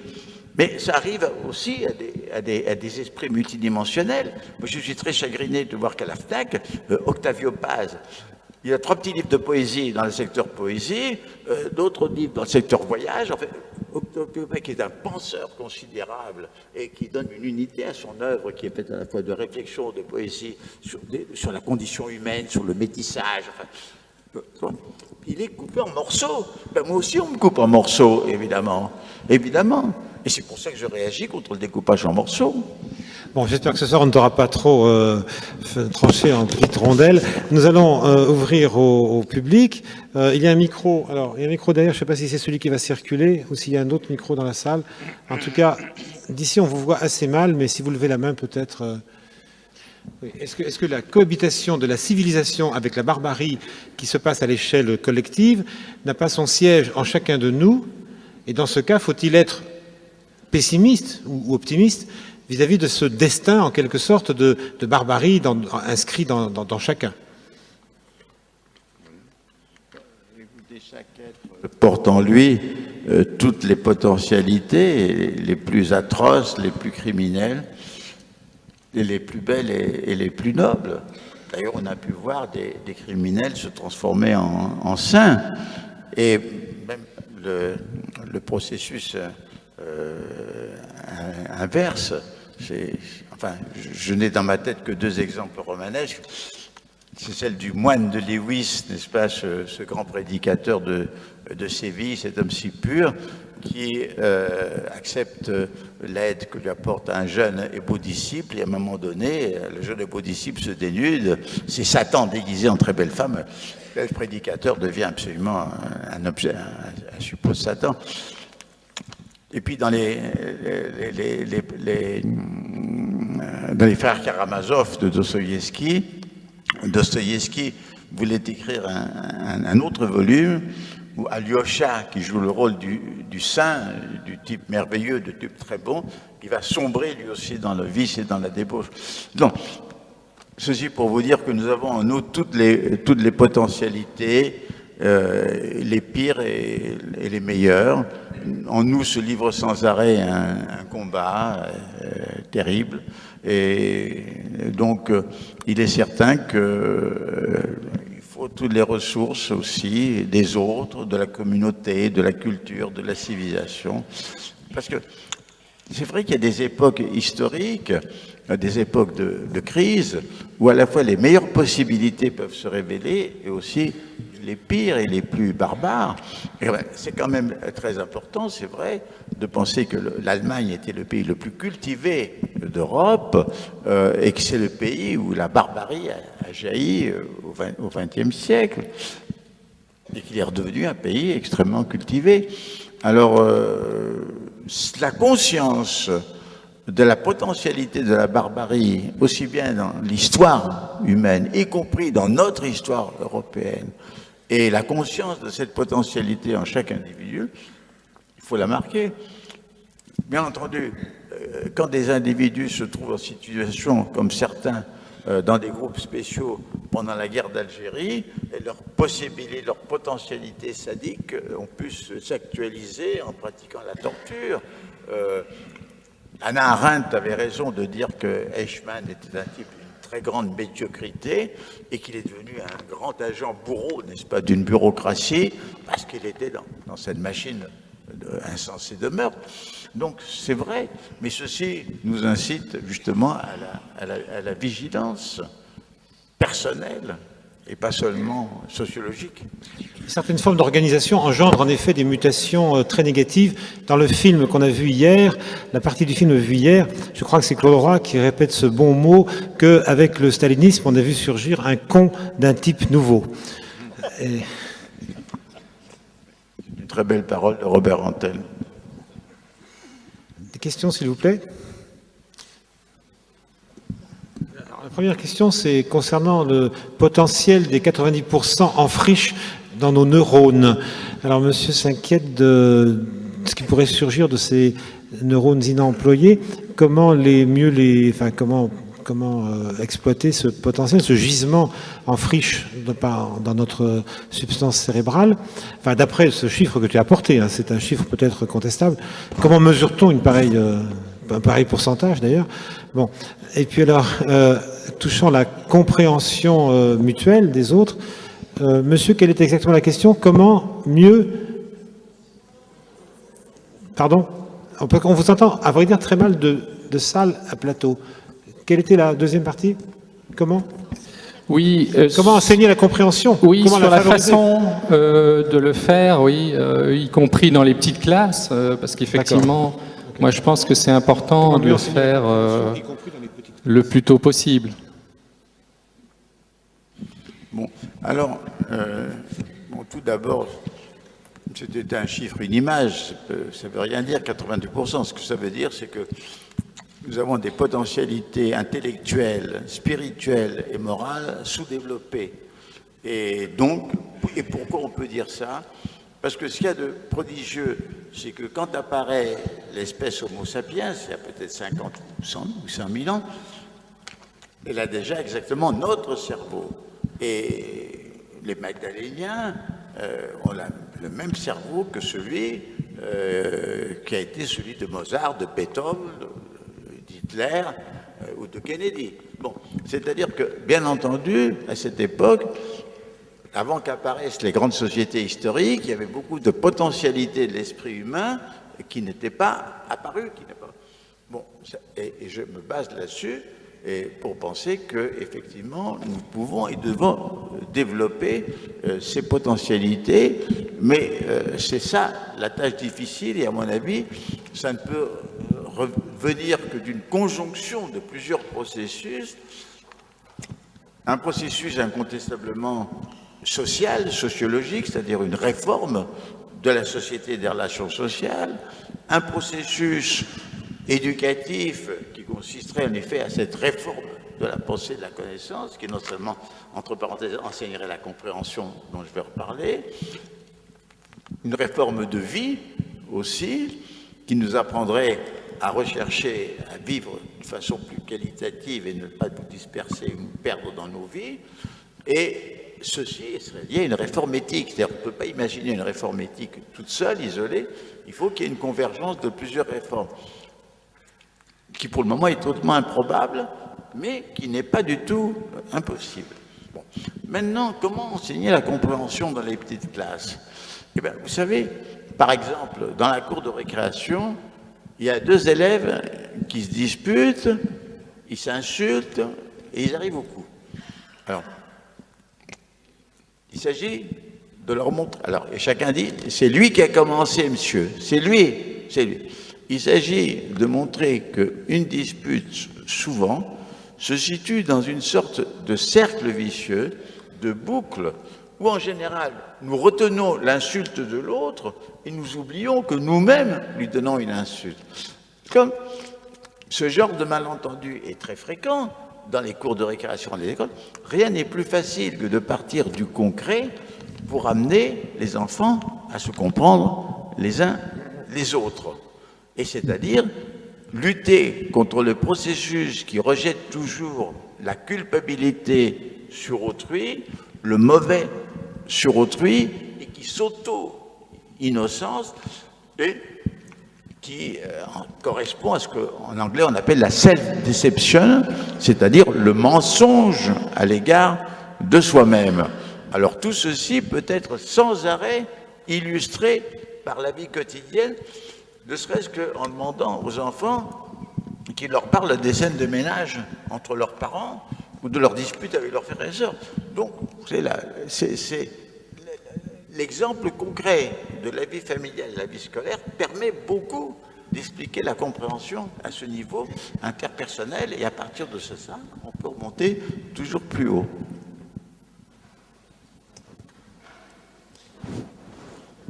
Oui, micro. Bonsoir. Comment expliquez-vous, sous certaines influences, l'essor du créationnisme aux États-Unis, y compris dans les écoles publiques de certains États, y compris de la part de certains scientifiques et enseignants? Et deuxième point, comment articulez-vous le créationnisme avec votre propre mode de raisonnement et de pensée? Merci. Alors, ce qu'on appelle créationnisme, c'est évidemment l'explication du monde à partir de la création d'un Dieu, architecte ou artisan. Donc, une telle conception, évidemment, à mon avis, est incompatible avec l'ensemble des connaissances que l'on peut avoir. Mais ce qui est une réalité, et que les esprits scientifiques ont eu beaucoup de mal à admettre parce qu'ils détestent l'idée de création, parce que ça renvoie au Dieu créateur, mais ce qui est une réalité, ce sont les capacités créatrices qui se sont manifestées au cours de l'évolution biologique. D'ailleurs, Bergson avait écrit un livre très juste dans son fond qui s'appelle « L'évolution créatrice », qu'il aurait pu appeler aussi la création évolutive, puisque au cours de l'évolution, se sont créés des organes comme les yeux, comme les ailes, comme le système digestif, etc., etc. C'est-à-dire que c'est fabuleux tout ce qui s'est créé dans l'histoire de la vie, dans le raffinement des organismes vivants. Donc, et d'ailleurs, c'est pour ça qu'un philosophe non moins laïque que moi, qui était Cornelius Castoriadis, accordait à la notion de créativité et de création un rôle important. Alors, on ne peut être de façon conséquente contre le créationnisme qu'en reconnaissant que dans l'histoire de la vie, et bien sûr dans l'histoire des arts, de l'humanité, des sociétés, il y a des phénomènes de création. Or, les créations ne sont jamais ex nihilo, ce sont toujours des transformations qui produisent quelque chose de nouveau. Et ce qui peut nous illustrer la chose, ce sont les métamorphoses. Les métamorphoses sont assez fréquentes dans le monde des insectes, ou même dans le monde des batraciens. Alors, regardez, c'est quand même intéressant. Vous avez un ver, enfin une chenille. Vous avez une chenille qui va entrer dans un cocon. Et qu'est-ce qui va se passer dans ce cocon? Dans ce cocon, elle va commencer par s'auto-détruire tout en s'auto-construisant autre. Elle va détruire son propre système digestif même, parce qu'elle va manger autre chose une fois qu'elle sera papillon. Et ce processus d'autodestruction et d'autocréation opère effectivement la transformation de la chenille en papillon. Donc, nous voyons comment un être sans aile à terre peut se transformer en être doté d'ailes merveilleuses. Et c'est ça que l'on trouve dans la nature. Nous avons des processus de création. Maintenant, l'univers, certes, aujourd'hui, il y a des scientifiques qui sont aussi des croyants, il y a ceux qui pensent qu'on ne peut pas faire l'économie d'une intelligence première qui aurait en quelque sorte donné l'impulsion au monde. Mais le problème n'est que reculer. Mais d'où vient cette intelligence première, hein?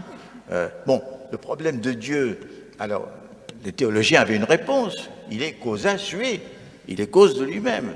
Mais cet argument, nous pouvons l'appliquer au monde lui-même. Et dans le fond, c'est la réponse de Spinoza. Hein? C'est la source créatrice, elle est dans la nature. Le monde s'est autoproduit, auto-créé, dans un gaspillage, dans un désordre, des conflits, dans des explosions. de long. Or, voilà, à mon avis, la réponse au créationnisme, parce que le créationnisme ne peut que se fonder que sur un texte de religion révélée qui ne peut avoir aucune base dans notre sentiment rationnel. J'avais une question à poser à Edgar, Jean-Pierre Saillant. Voilà, à propos de cette réforme de l'éducation à laquelle tu aspires, dans le monde interdépendant qui est le nôtre, dans le monde mondialisé, comment concevoir cette réforme de l'éducation? En gros, est-ce qu'on peut penser une réforme de l'éducation dans un seul pays? Et au-delà de la question, est-ce que l'Europe pourrait être un terrain propice pour concevoir une réforme globale de l'éducation? Moi, je dirais qu'il faut que la réforme commence quelque part, dans un ou deux endroits, et qui, je crois, ne seront probablement pas européens. Et puis, je crois que si elle est pertinente, elle va s'exemplifier. Ce qu'on peut faire en Europe, actuellement, il y a un projet en cours, c'est que l'Institut de culture fondamentale dont j'ai parlé, avec les types d'enseignement dont j'ai parlé, cet institut va se constituer en Espagne, dans la petite ville de Carmona, près de Séville. C'est-à-dire, si de telles initiatives naissent de façon dispersée à quelques-unes, parce que tout commence toujours par une déviance. Tout a commencé ainsi. Que ce soit Jésus, Mahomet, Moïse, tout commence par déviance. Y compris, je dirais, la naissance de l'université moderne, y compris la naissance du socialisme. Et si cette déviance trouve un enracinement, elle va trouver un milieu, alors elle va pouvoir se développer. Et la déviance deviendra une tendance. Et si la tendance se développe, se ramifie, se multiplie, alors elle devient une force. Elle devient une force politique, intellectuelle, sociale. Et à ce moment-là, nous sommes déjà sur le chemin de la réforme.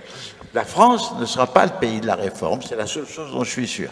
Mais les autres, on ne sait pas. En trois mots, quelles sont vos idées, Edgar Morin, sur la place de l'éducation à la spiritualité dans une réforme de la pensée? Mais, vous savez, le mot de spiritualité est un mot difficile parce que parfois il est employé dans un sens qui confond la spiritualité avec ce qui est proprement religieux, de caractère mystico-religieux. Ça ne veut pas dire que je sois contre ce qu'on appelle la mystique. Je pense que les mystiques, les différents phénomènes mystiques, qui sont des phénomènes de communion avec l'univers ou avec le monde ou avec Dieu, où on se perd soi-même en se retrouvant, ce sont des expériences vécues importantes. Bon. Mais, alors, une fois que j'ai exprimé ma défiance pour le mot de spiritualité, je dois dire qu'effectivement, on peut considérer que la spiritualité, c'est le développement des facultés mentales, des facultés intellectuelles, de l'importance des choses dites spirituelles, c'est-à-dire qui viennent de la culture, comme la musique, comme la poésie, comme les arts, dans la vie, leur intégration dans la vie. Alors, donc, évidemment, tout ça me semble extrêmement important. Là, j'ai oublié de vous le dire, dans mon projet d'institut, il y a tout un enseignement de civilisation, c'est-à-dire sur notre civilisation. Et un aspect de cet enseignement devrait porter sur le primat accordé à l'aspect technico et matériel de la vie, la croyance dominante, qui ne l'est plus tellement, mais qui a été longtemps dominante et naïve, que la satisfaction des besoins matériels n'est autre chose que la satisfaction des besoins humains. Certes, les besoins matériels, certains sont absolument fondamentaux, comme le besoin de boire, de manger, de vivre, d'aimer, etc. C'est sûr. Mais, aimer d'ailleurs n'étant pas un besoin matériel, pardon. Non. Mais ce que je veux dire, c'est qu'il y a d'autres besoins de l'être humain. Il y a des besoins de ces mots dévalués, mais qui ont un sens qu'on appelle l'âme. Personne n'a jamais vu l'âme, mais tout le monde sait ce que ça veut dire. L'âme, l'esprit. Et le primat donné à ce qui est matériel dans notre civilisation a atrophié le sentiment de toutes les beautés et tous les plaisirs esthétiques et éthiques que nous pourrons tirer, disons, des biens non matériels et des biens spirituels. Et je pense que c'est à partir de la connaissance de ceci, à partir de ce type de diagnostic et à partir de la reconnaissance des aspirations qui se font de façon très dispersée, parce que pourquoi la recherche de yogis, de gourous, de bouddhisme zen, d'un autre style de vie, sinon d'échapper à ce monde des contraintes mécaniques et bureaucratiques, sinon une aspiration vers quelque chose de mieux et qui échappe à toutes ces contraintes matérielles. Donc, si vous voulez, je pense que l'éducation telle que je la conçois, de par là même, elle a un caractère spiritualisant et de par elle-même, elle développe des qualités mentales, cérébrales sous-développées et c'est aussi un caractère spiritualisant. Je vais essayer d'exprimer à mon niveau une réflexion qui est partagée par beaucoup, une intuition qui est partagée par beaucoup. Quand on observe l'univers de différents points de vue, du point de vue atomique, du point de vue biologique, du point de vue cosmique, on observe une certaine harmonie, un équilibre certain. Seule l'espèce humaine semble échapper à cette harmonie. Est-ce que dans votre immense sagesse, vous avez eu une intuition? Quelle est la cause qui empêche l'espèce humaine d'atteindre cette harmonie que pourtant elle aspire profondément? Et j'irais même, je m'aventurerais même jusqu'à dire, excusez-moi de prendre cette liberté, il semblerait qu'il y ait comme une manipulation de l'espèce humaine. Ne pensez-vous pas que si on arrivait à identifier la source ou la cause de cette influence, on ferait le premier pas vers la maîtrise de cette disharmonie? Ça serait le premier pas, la première démarche de conscience qui nous permettrait à terme d'arriver finalement à atteindre ce à quoi nous aspirons chacun, nous, hommes et femmes, nous aspirons intimement, profondément. Merci et excusez-moi pour les erreurs de langage ou d'expression dont j'ai pu être l'objet, parce que je me sens très, très petit face à à vous-même. Merci de m'avoir permis de m'exprimer. Merci à vous. Parfaitement entendu, en tout cas. Alors, écoutez, d'une certaine façon, nous voyons une harmonie, la nuit dans le ciel, les étoiles se trouvent toujours à la même place, les planètes font leur cycle, le soleil et la lune reviennent. Mais, vous savez, ce n'est qu'une chose très limitée dans la durée. Nous savons aujourd'hui que nous sommes dans un univers où il y a les étoiles finissent par exploser, qu'il y a des tamponnements de galaxies, et que dès les débuts de l'univers, il y a eu une agitation inouïe, et dans cette agitation sont nés les atomes, et puis c'est sous la force de gravitation que sont nées les étoiles. Autrement dit, l'univers nous présente un mélange d'harmonie et de disharmonie, et conforme à la parole de Héraclite qui disait « Unissez ce qui concorde et ce qui discorde ». Pour comprendre l'univers, il faut unir la discorde et la concorde. Et quand on voit aussi l'histoire de la ville, c'est une histoire très heurtée. Nous savons que non seulement au cours de cataclysmes de l'ère secondaire, 90% des espèces vivantes de l'époque ont disparu. Nous savons que, pas seulement au cours de cataclysmes, mais même dans l'histoire de la vie, il y a des disparitions d'espèces, mais en même temps que des créations et que des développements. Et puis, les écosystèmes sont des merveilles de régulation, d'organisation spontanée.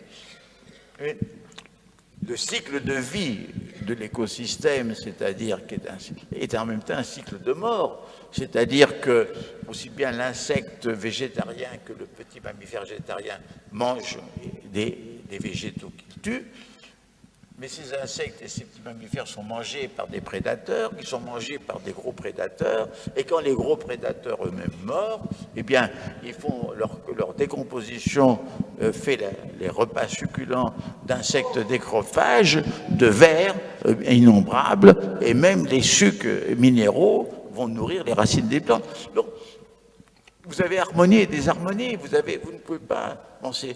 Et nous-mêmes, c'est vrai que nous aspirons à une harmonie, mais que nous n'y arrivons pas ou très mal.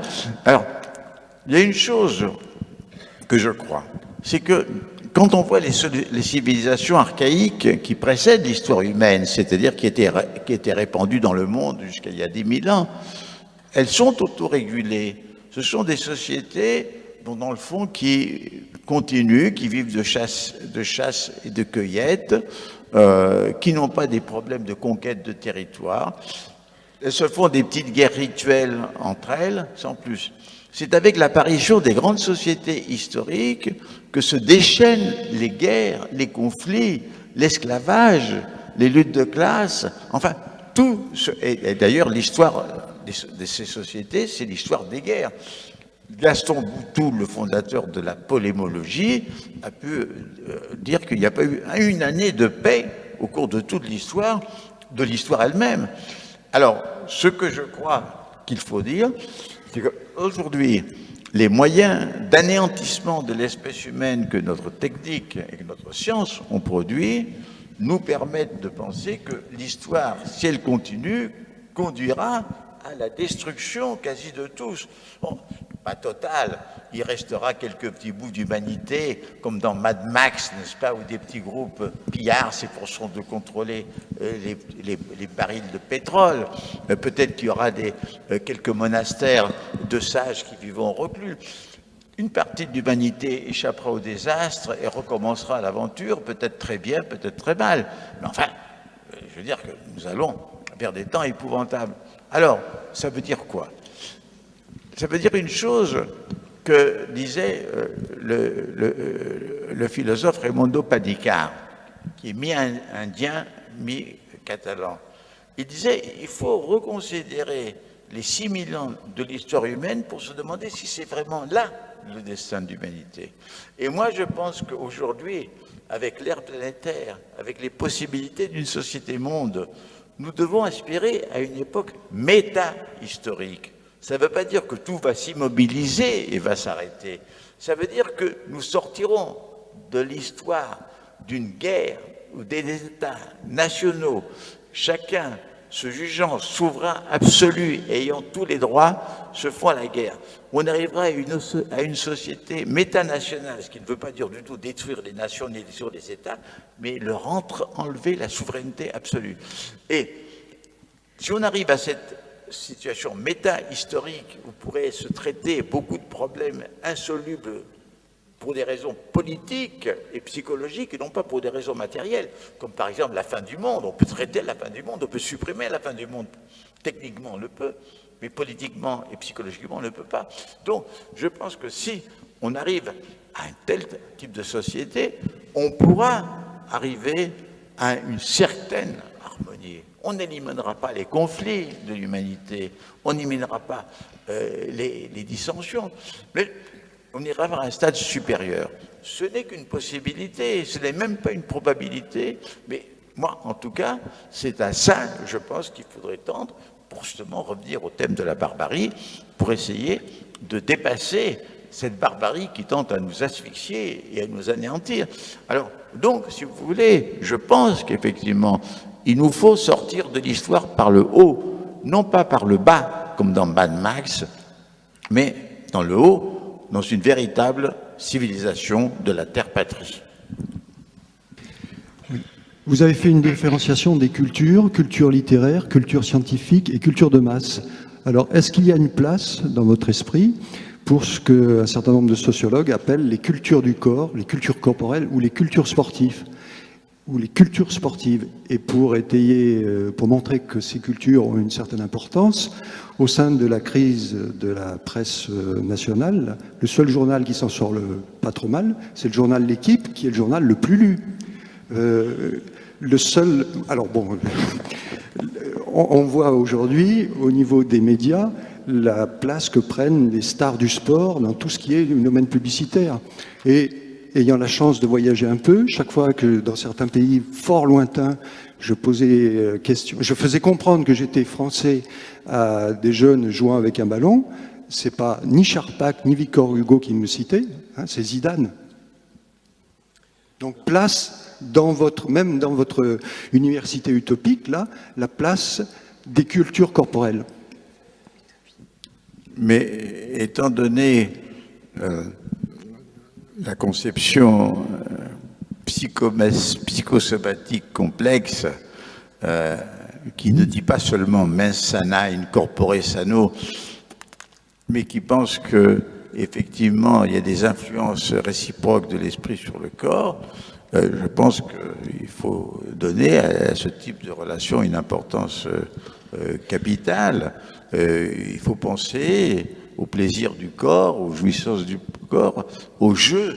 Là aussi, dans la conception anthropologique, l'idée que non seulement il y a Homo demens à côté d'Homo sapiens, mais qu'il y a aussi à côté de l'Homo faber, l'homme qui fabrique des outils, il y a Homo mythologicus, l'homme des mythes, et puis il y a aussi à côté de l'Homo economicus, il y a l'Homo ludin, qui dépense, qui gaspille, qui joue.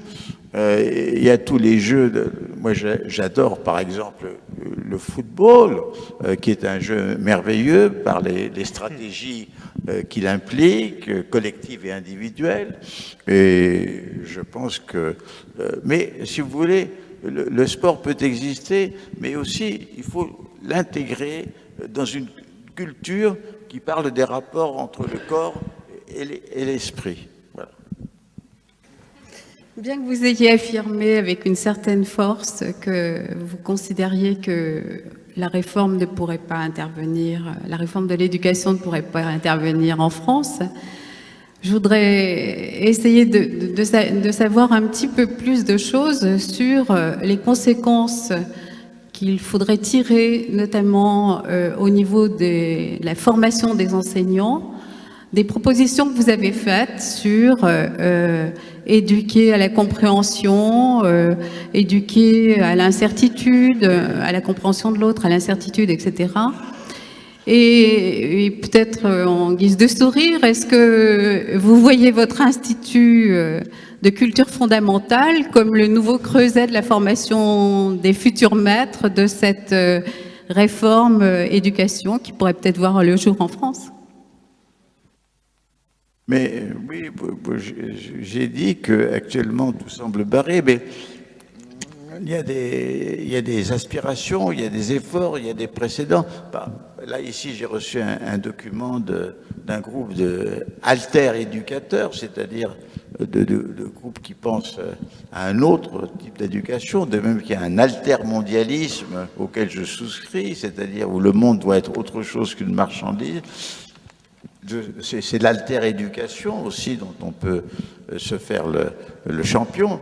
Et sans doute qu'il y a beaucoup de bonne volonté dispersée en France qui pourrait... Moi, je sais par exemple qu'il y a eu une époque, je ne suis plus au courant, où des enseignants d'une école primaire en Bretagne voulaient faire un système d'enseignement sur les bases des propositions que j'avais faites. Mais là, j'ai perdu contact, je ne sais pas si ça aboutit. Non. En France, il peut...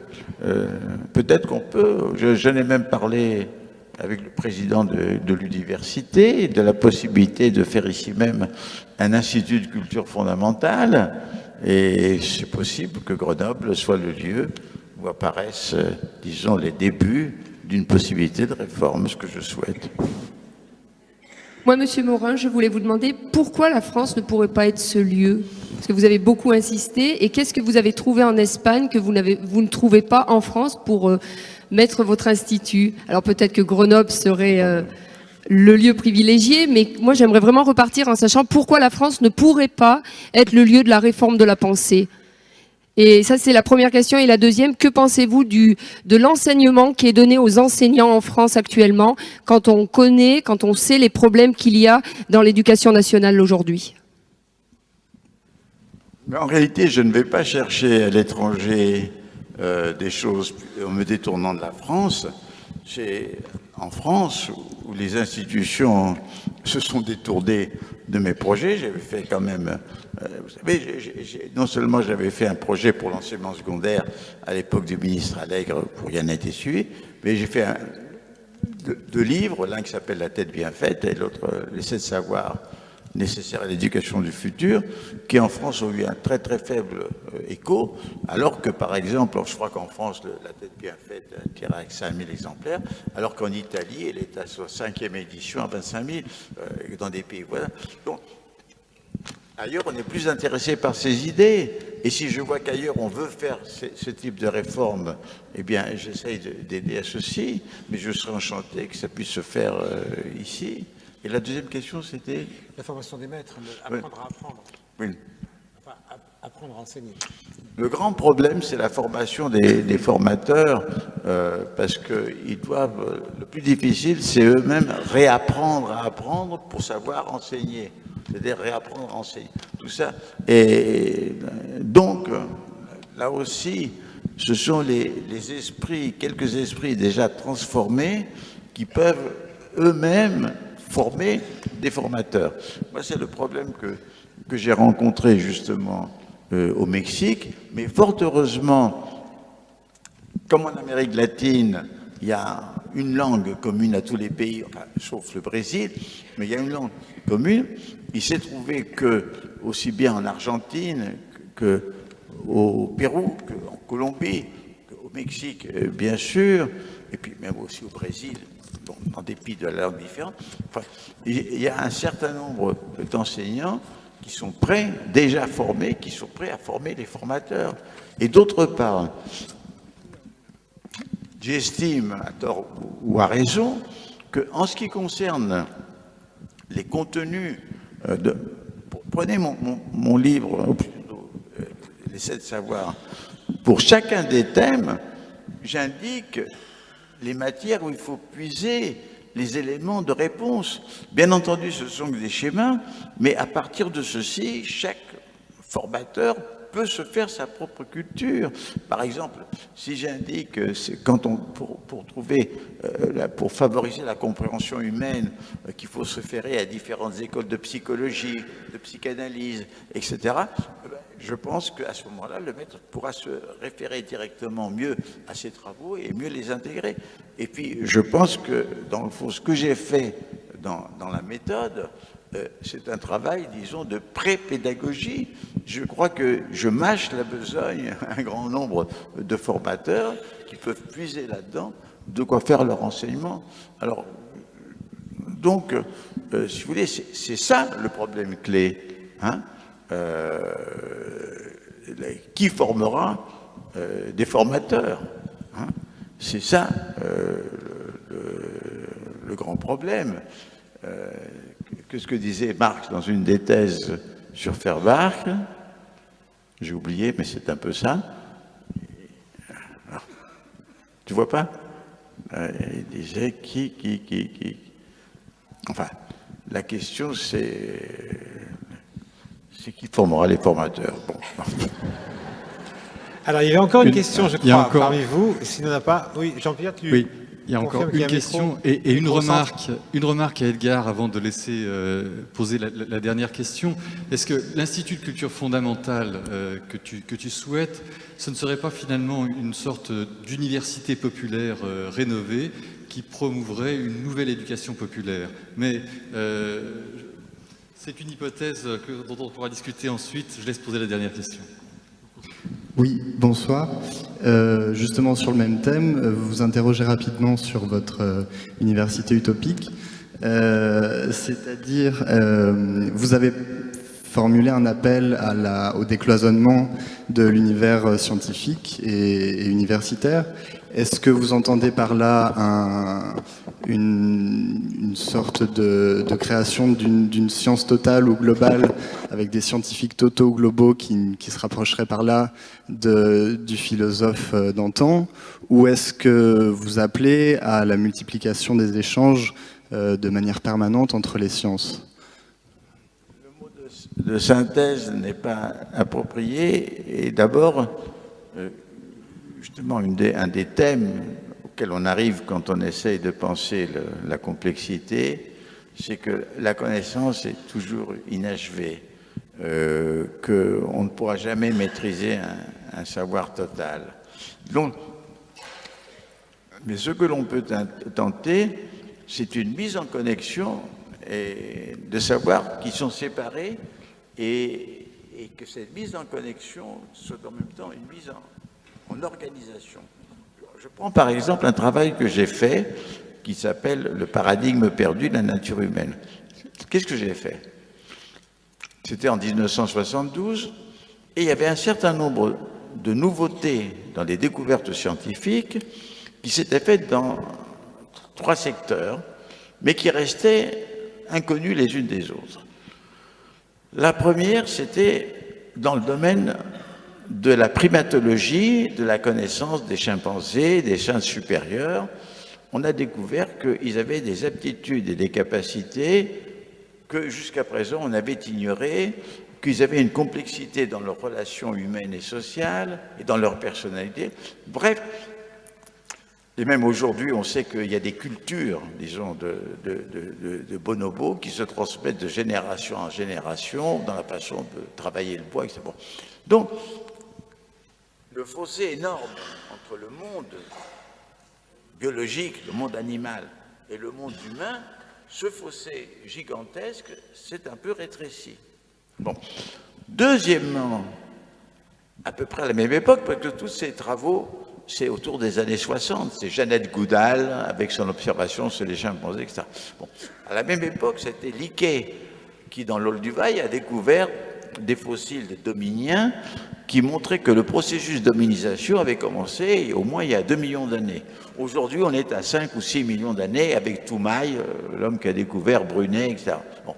Alors là aussi, alors qu'on voyait Homo sapiens surgir brusquement, comme ça, pof, avec son cerveau, son intelligence, etc., on voit qu'effectivement, il y a eu toute une histoire, toute une évolution, et le fossé se rétrécit, et on sait qu'il y a eu des étapes, des passerelles multiples, complexes, entre le monde des primates, pas seulement anatomique, il y a eu anatomiquement, cérébralement, génétiquement une évolution, mais aussi sociologiquement. C'est le beau livre de Serge Moscovici qui montre que c'est aussi une évolution sociologique qui a transformé une société de singes supérieurs en société humaine. Bon. Alors,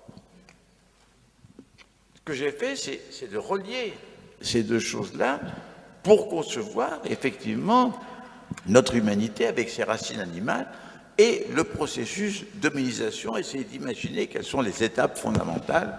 Et là-dessus, il y avait un certain nombre de travaux, comme ça, l'émergence du langage, de la culture. Bon. Ça, c'est une chose. Et troisième élément, c'était la théorie de l'auto-organisation que j'avais trouvée chez Heinz von Förster et Ashby, et qui me semblait tout à fait féconde, pas seulement pour être appliquée au monde vivant, mais même au monde humain. Et c'est cette conception de l'auto-organisation qui m'a conduit donc justement à essayer d'intégrer tout ça. c'est pas une synthèse à proprement parler que je fais, mais le fait de faire la confrontation et de tenter de relier ces éléments séparés, c'était ça qui était important de faire.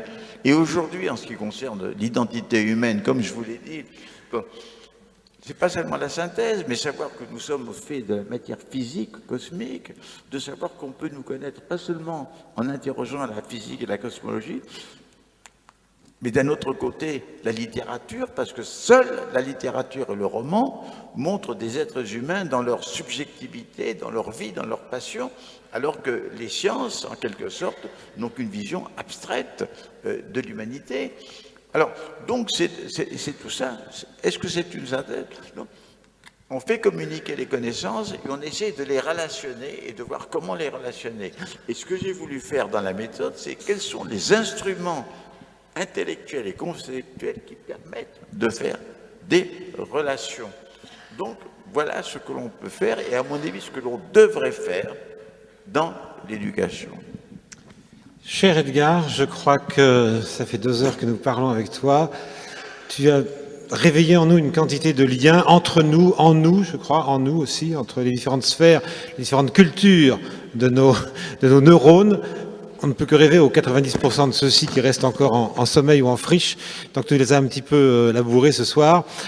Je crois que tout le monde te sera extrêmement reconnaissant de ces 2 journées, de ces 4 conférences, que nous allons bien sûr reprendre tes livres et que, après tout, rien n'est jamais acquis, mais effectivement, les choses avancent, et notamment par toi. Donc, merci de ta présence et bonsoir.